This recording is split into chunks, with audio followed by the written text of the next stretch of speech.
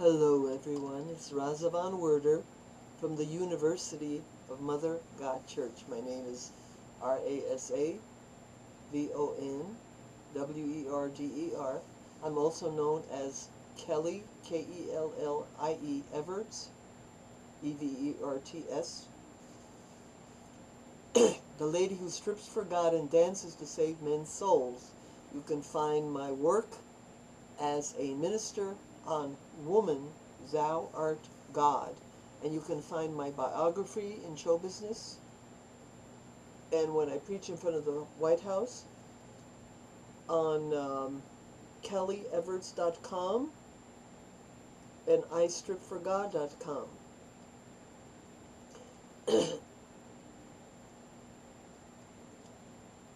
You can also find my books under RASA von Werder and Kellie Everts on Lulu.com, Amazon, Barnes & Noble, and all the other venues, Blurb,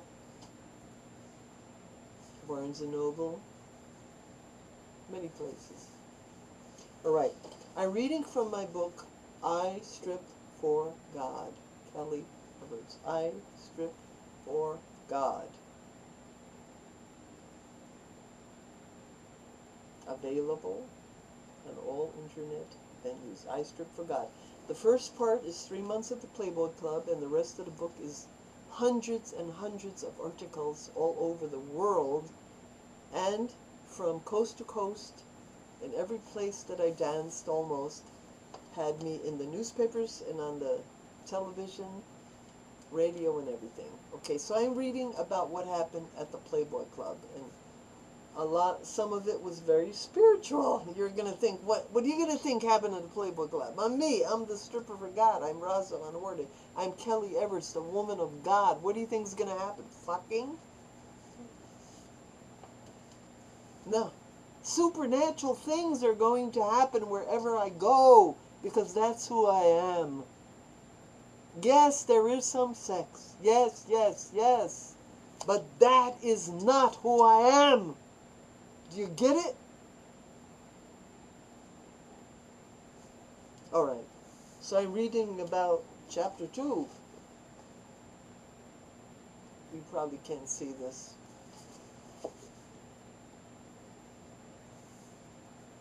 I'm talking to Jesus. I'm having a supernatural vision about this guy, Mr. Scott, that I was having all these fantasies about. He was the guy that wanted to marry me 10 years before. Around 1968, he wanted to marry me, and now it's 10 years later, whatever, and now we're meeting up again. And I had all these fantasies about marriage, but it's too late. He's married already to another young woman, a glamorous young woman with lots of self-confidence, which I didn't have. I didn't have, because my family abused me and made me feel worthless, made me feel ugly. And that's the result of abuse. That's what abuse does to you.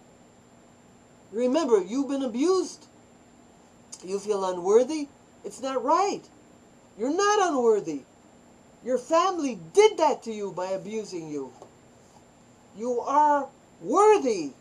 But they destroyed your self-esteem. If they abused you, they destroyed. They destroyed. Or if they didn't love you properly, if they didn't teach you your worth, if they didn't teach you about God, they didn't teach you about eternal life, they destroyed you. They destroyed your self-esteem. They destroyed your vision of who you are. Because what you are is a child of God. They destroyed it. They destroyed mine. They didn't destroy my vision of the child of God, but they destroyed my self-esteem. Okay, so Jesus says to me in this vision, and you'll have to look at the last video to know where I was at. Okay, you're just going to have to. I can't keep repeating everything.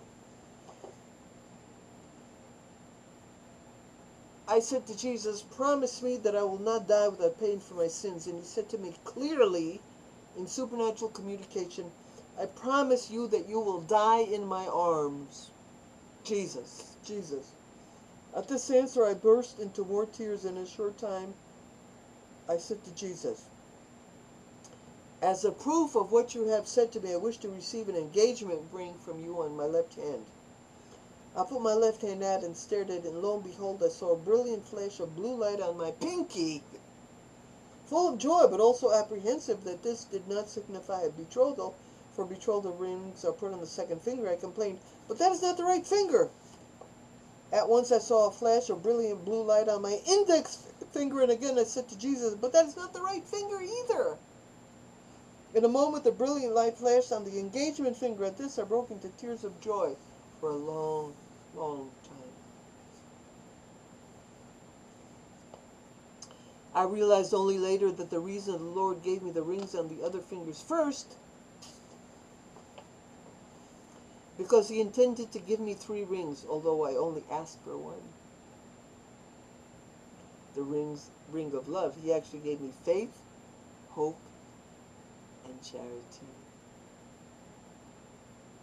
The ring of love, the infusion of the theological virtues.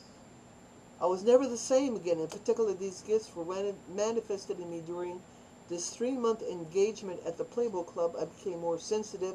I could feel a lot more pain, but this was mitigated by the extra amount I also had of love in my heart. I knew then that we mortals can never judge how much another suffers, because we never know how much love they have within them.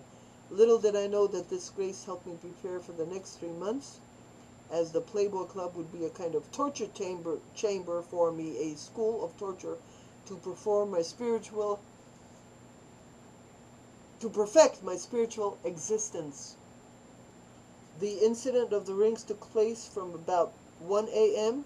to 5:30 a.m. the night after January 8th. After I fell asleep, I continued to feel the effects of the supernatural state all night. Chicago, that 3 months was one of the most important, momentous periods in my career.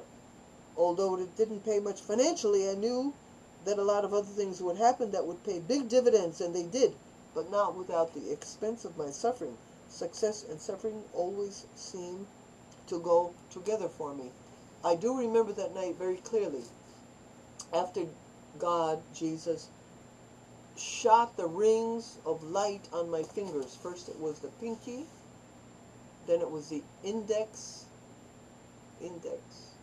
pinky first, shot a blue light onto my pinky, then he shot a blue light onto my index, and then he shot a blue light onto the engagement or betrothal. This one. Engagement or betrothal. This one. Blue light. I went under the covers, and I swear, God struck me dead if I lie, I saw light under the covers in pitch blackness. Pitch blackness. The light was still there on my fingers. I swear to God, no joke.